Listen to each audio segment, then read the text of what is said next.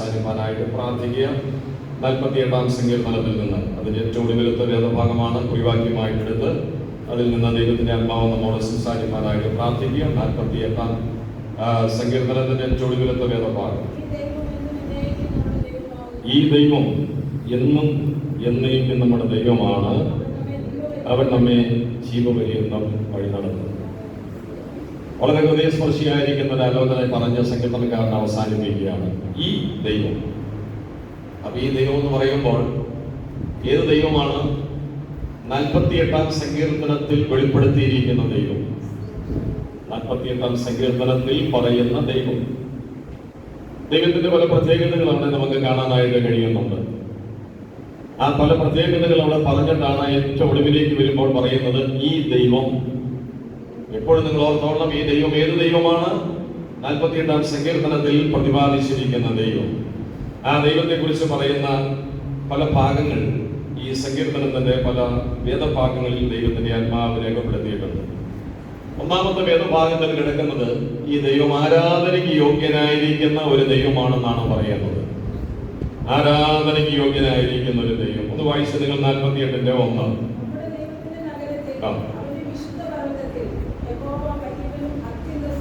യഹോവ വലിയവനും അത്യന്തം സ്തുത്യനുമാകുന്നു.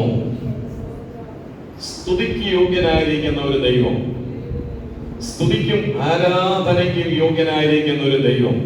ദൈവത്തിന് സ്തോത്രം. ഇന്ന് ഈ ആരാധനാലയത്തിൽ വന്നിരിക്കുന്ന ദൈവമക്കളോർക്ക് ഞാൻ പറഞ്ഞല്ലോ, കർത്താവ് നമ്മുടെ ജീവിതത്തിൽ ചെയ്ത സകല നന്മകളെ ഓർത്ത് നാം ദൈവത്തെ ആരാധിച്ചു. ആരാധനാലയത്തിൽ നിറഞ്ഞു നിൽക്കേണ്ട ശബ്ദം സ്തുതിയുടെയും ആരാധനയുടെയുമാണ്. ദൈവം നമ്മിൽ നിന്ന് പ്രതീക്ഷിക്കുന്നത് എന്താണ്? ആരാധനയാണ്. സാധാരണ നമുക്ക് എല്ലാവർക്കും അറിയാം, ഇന്ന് നിങ്ങൾ എന്തിനാണ് ഈ ആലയത്തിൽ വന്നത്?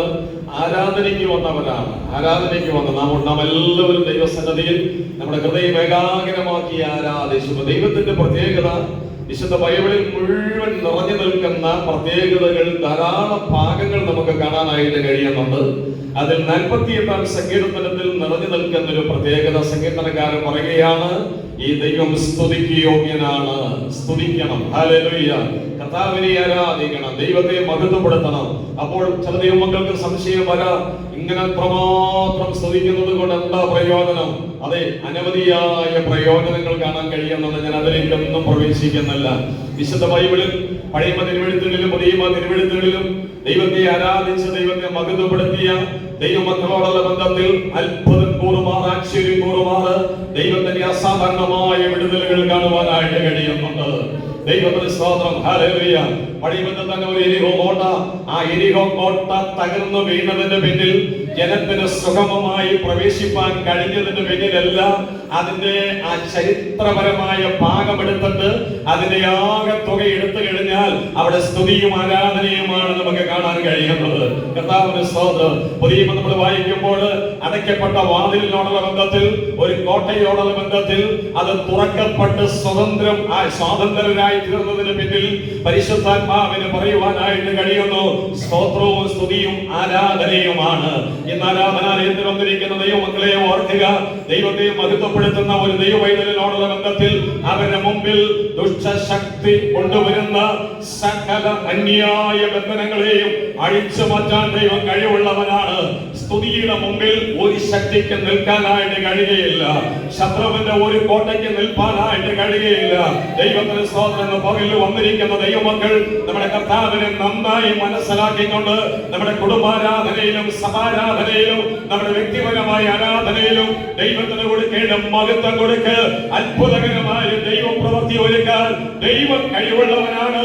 ഈ ദൈവമെന്ന് 48-ാം സങ്കീർത്തനത്തിൽ പരിശുദ്ധാത്മാവ് വെളിപ്പെടുത്തുമ്പോൾ ആ ദൈവത്തിന് പ്രത്യേകത ഇതാണ്, ആരാധനയ്ക്ക് സ്തുതിക്കും യോഗ്യനായിരിക്കുന്ന ഒരു ദൈവമാണ് ഈ ദൈവം. ഇങ്ങനെ ഓരോ കാര്യങ്ങൾ ആ വേദഭാഗങ്ങളിൽ പരിശുദ്ധാത്മാവ് രേഖപ്പെടുത്തിയിട്ടുണ്ട്. രണ്ടാമത്തെ വേദഭാഗത്തേക്ക് വരുമ്പോൾ ഒന്ന് വായിച്ച നിങ്ങൾ രണ്ടാമത്തെ വേദഭാഗം.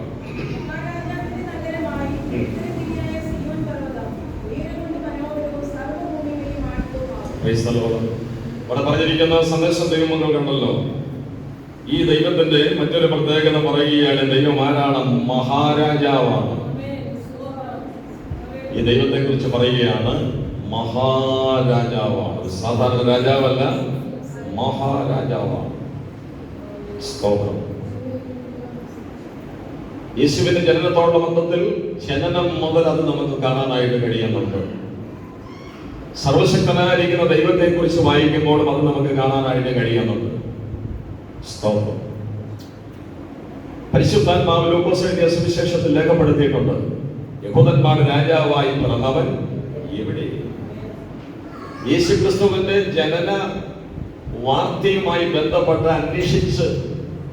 അന്വേഷണ മനോഭാവത്തോടുകൂടി ഇറങ്ങുമ്പോൾ യേശുക്രിസ്തുവിനെ ആദ്യമായി സംബോധന ചെയ്യുന്ന, യേശുവിനെ കണ്ടിട്ടില്ല, പ്രവാചകന്മാരിൽ കൂടെയുള്ള പറഞ്ഞ കേൾവി മാത്രമേ ഉള്ളൂ, സ്വർഗീയ ദൂതന്മാരിലൂടെയുള്ള പറഞ്ഞ കേൾവിയേ ഉള്ളൂ, കണ്ടിട്ടില്ല. ഒരു മനുഷ്യനും യേശുക്രിസ്തുവിനെ കണ്ടിട്ടില്ല. പക്ഷേ അമിതമായ ആകാംക്ഷയോടെ അത്ഭുതകരമായ ഒരു അന്വേഷണ മനോഭാവത്തോടുകൂടെ അവരിറങ്ങി തിരിച്ചപ്പോൾ അവരെല്ലാവരും ഒരുപോലെ പറയുന്ന ഒരു കാര്യമാണ്, യഹൂദന്മാർ രാജാവായി പിറന്നവൻ എവിടെ? എവിടെ? എവിടെ? ദൈവത്തിന് സ്തോത്രം. അവിടെ മുതൽ ആ ഒരൊറ്റ വീക്ഷണത്തിൽ നമ്മൾ നിൽക്കുകയാണെങ്കിൽ യേശുക്രിസ്തുവിന്റെ രാജ്യത്വത്തിന്റെ ശ്രേഷ്ഠത പരിശുദ്ധാത്മാവ് വെളിപ്പെടുത്തിയിട്ടുണ്ട്. എല്ലാ ദൈവമക്കൾക്കും അറിയാം. അപ്പൊ 48-ാം സങ്കീർത്തനത്തിൽ ദൈവത്തെ കുറിച്ച് പറയുമ്പോൾ രണ്ടാമത്തെ ചിന്ത ദൈവത്തിന്റെ ആത്മാവിന് പറയാനായിട്ട് കഴിയുന്നു, ഈ ദൈവം മഹാരാജാവാണ്. ഇന്ന് പകലിൽ ആലയത്തിൽ വന്നിരിക്കുന്ന ദൈവമക്കൾ ഓർക്കുക, ഈ രാജാവാണ് എന്നെ നിങ്ങളെ നിയന്ത്രിക്കുന്നത്. നമ്മുടെ ജീവിതത്തിന്റെ നിയന്ത്രണം ഈ രാജാവിന്റെ കയ്യിലാണ്. നമ്മുടെ കുടുംബത്തിന്റെ നിയന്ത്രണം ഈ രാജാവിന്റെ കയ്യിലാണ്. നമ്മുടെ ജീവിതത്തിന്റെ സമസ്ത മേഖലകളുടെ നിയന്ത്രണം ഈ രാജാവിന്റെ കയ്യിലാണ്. ലോകത്തിന്റെ നിയന്ത്രണം ഈ രാജാവിന്റെ കയ്യിലാണ്. സകല രാജാക്കന്മാരെ നിയന്ത്രിക്കുന്നത് നമ്മുടെ കർത്താവ് തന്നെയാണ്. ദൈവത്തിന്റെ സ്തോത്രം. യേശുവിനെ കുറിച്ച് പറയുന്നു, രാജാതി രാജാവാണ് അവൻ, കർത്താവാണ് അവൻ. അത്ഭുതമന്ത്രിയായിരിക്കുന്ന ദൈവമാണ് അവൻ, വീരനായിരിക്കുന്ന ദൈവമാണ് അവൻ, നിത്യപിതാവായിരിക്കുന്ന ഒരു ദൈവമാണ് അവൻ, സമാധാന പ്രഭുവായിരിക്കുന്ന ഒരു ദൈവമാണ്. ഇന്ന് പകലാലയത്തിൽ വന്നിരിക്കുന്ന ദൈവമക്കളെ, ഈ ചിന്തകൾ നമ്മുടെ ഉള്ളിലേക്ക് ആഴത്തിൽ പതിഞ്ഞുകൊണ്ട് ആത്മനിറവിൽ നമുക്ക് പറയാനായിട്ട് കഴിയട്ടെ, മറ്റാരുമല്ല എന്നെ നിയന്ത്രിക്കുന്നത്, ഈ മഹാരാജാവായിരിക്കുന്ന ദൈവമാണ് എന്നെ നിയന്ത്രിക്കുന്നത്. ദൈവത്തിന് സ്തോത്രം. വീണ്ടും സങ്കീർത്തനക്കാരൻ പറയുന്നു, അടുത്ത വാക്യത്തിൽ പരിശുദ്ധാത്മാവ് രേഖപ്പെടുത്തിയിരിക്കുന്ന 3-ാമത്തെ വാക്യം കൂടെ വായിക്കും. മഹാരാജാവിനെ കുറിച്ചും മഹാരാജാവിന്റെ അരമനയെ കുറിച്ചും കൊട്ടാരത്തെ കുറിച്ചും എല്ലാം അവിടെ പറഞ്ഞു വന്നിട്ട് 3-ാമത് ഈ ദൈവത്തിന്റെ ഒരു പ്രത്യേകതയോടെ പറയുകയാണ്, ഒരു ദുർഗമായി വെളിപ്പെട്ടു വന്നിരിക്കുന്നു. എന്താ ദുർഗം? സംരക്ഷണം തരുന്ന ഇടമാണ്. സംരക്ഷണം തരുന്ന ഒരിടമാണ്. ജീവിതത്തിന്റെ ഏത് പ്രതിസന്ധികളിൽ നിന്നും ആളുകൾ ദുർഗങ്ങളിലേക്ക് പോയി ഒളിക്കുന്നത് എന്തുകൊണ്ടാണ്? ദാവീദിന്റെ ജീവിതത്തിൽ ശൗലുമായി ബന്ധപ്പെട്ടുള്ള സകല പ്രതിസന്ധികളിൽ നിന്നും ഒരു പരിധി വരെ, ദൈവത്തിന്റെ സമയം വരെ സംരക്ഷിക്കപ്പെട്ടത് ഈ ദുർഗങ്ങളിലൂടെ കടന്നുപോയിട്ടാണ്. അവ ദൈവത്താൽ ഒരുക്കപ്പെട്ട ദുർഗങ്ങളാണ്. അവിടെ ദൈവിക സംരക്ഷണത്തിന്റെ ഉപാധികൾ നമുക്ക് കാണുവാനായിട്ട് കഴിയുന്നുണ്ട് ദാവീദിനോടുള്ള ബന്ധത്തിൽ. പക്ഷെ ദാവീദ് ആത്മനിറവിൽ പറയുന്ന ഒരു കാര്യമാണ്, ദൈവത്തിന്റെ സ്തോത്രം. തന്റെ മറ്റു സങ്കീർത്തനങ്ങളിൽ പറയുന്നുണ്ട്, അതുപോലെ കോരകപുത്രന്മാരുടെ സങ്കീർത്തനങ്ങളിൽ പരിശുദ്ധാത്മാവ് പറയുന്നുണ്ട്. ഇവിടെ നമ്മൾ വായിച്ച ഈ കോരകപുത്രന്മാരുടെ സങ്കീർത്തനത്തിൽ ദൈവത്തിന്റെ ആത്മാവ് കോരകിലൂടെ പറയുന്ന, കോരകപുത്രന്മാരിലൂടെ പറയുകയാണ്, ഭൂമിയിൽ കാണുന്ന ഒരു ദുർഗവുമല്ല ഞങ്ങളുടെ പൂർണ്ണമായ സംരക്ഷണത്തിന്റെ ഇടം. ഞങ്ങളുടെ ഏറ്റവും നല്ല സംരക്ഷണത്തിന്റെ ഇടം, ഏറ്റവും നല്ല ദുർഗം എന്ന് പറയുന്നത് ഞങ്ങളുടെ ദൈവമാണ്. Praise the Lord. ഹല്ലേലൂയ. ദൈവത്തെ മഹാരാജാവായി കാണുന്ന, സർവശക്തിയുള്ള ദൈവമായി കാണുന്ന, അത്യുന്നത ദൈവമായി കാണുന്ന ഒരു ക്രിസ്തു വിശ്വാസിക്ക് പരിശുദ്ധാത്മാവ് നൽകുന്ന അടുത്ത സന്ദേശം, ഈ മഹാരാജാവ് സംരക്ഷിക്കുവാൻ പ്രാപ്തനാണ്. ദൈവത്തിന് സ്തോത്രം. പകൽ ഈ ആലയത്തിൽ വന്നിരിക്കുന്ന എല്ലാ ദൈവമക്കളും ഓർക്കുക, ഏതേത് വിഷയത്തിന്റെ മേലാണ് ദൈവിക സംരക്ഷണം നമുക്ക് ആവശ്യമായിട്ടുള്ളത്, അത് ശ്രേഷ്ഠകരമായി ചെയ്തു തരാൻ ദൈവം കഴിവുള്ളവനാണ്. ദൈവത്തിന്റെ സംരക്ഷണത്തിന്റെ പ്രത്യേകത പറയുന്നുണ്ട്.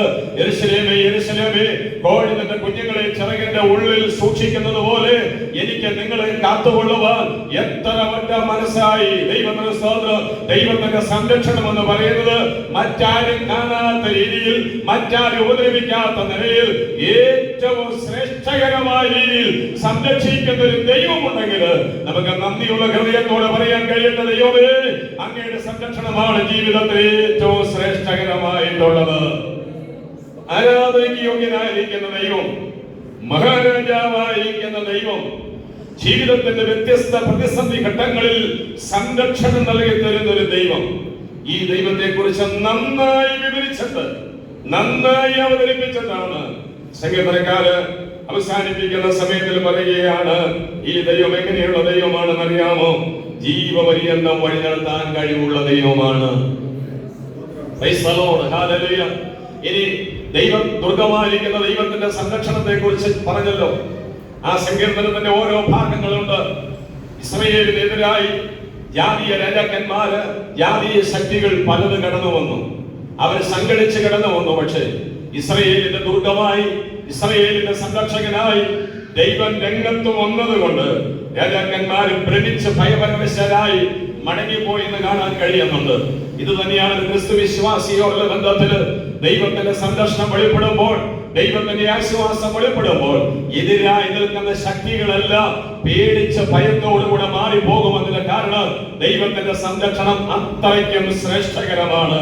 അത് സംഗീതക്കാർക്ക് അവസാനിപ്പിക്കാൻ കഴിയുന്ന ഒരു കാര്യം ഇതാണ്: കോരകപുത്രന്മാരുടെ കാലഘട്ടം കൊണ്ട് തീരുന്ന ദൈവത്തിന്റെ സംരക്ഷണമല്ല അവിടെ പറഞ്ഞിരിക്കുന്നത്. ഈ ദൈവം എന്നുമെന്നേക്കും നമ്മുടെ ദൈവമാണ്.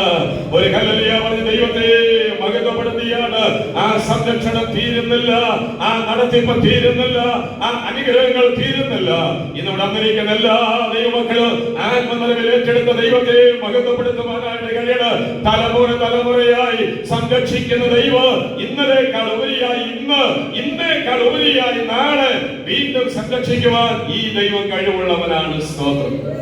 അതുകൊണ്ട് ദൈവത്തിന്റെ കാര്യങ്ങൾ നമ്മെ തന്നെ സമർപ്പിച്ച് ദൈവനാമ മഹത്വത്തിന് വേണ്ടി വിശ്വസ്തയോടും സ്ഥിരതയോടും കൂടെ നമ്മുടെ കർത്താവിനെ കുറിച്ച്, നമ്മുടെ ദൈവത്തെ കുറിച്ച്, പരിശുദ്ധാത്മാവിനെ കുറിച്ച് അറിയേണ്ട സ്വർഗീയ ചിന്തകൾക്കനുസരിച്ച് നിലനിൽപ്പാൻ എല്ലാവരെയും സഹായിക്കട്ടെ എന്നുള്ള പ്രാർത്ഥനയോടെ വാക്കുകൾ ഞാൻ ചുരുക്കുന്നു. കർത്താവ് എല്ലാവരെയും സഹായിക്കുമാറാകട്ടെ.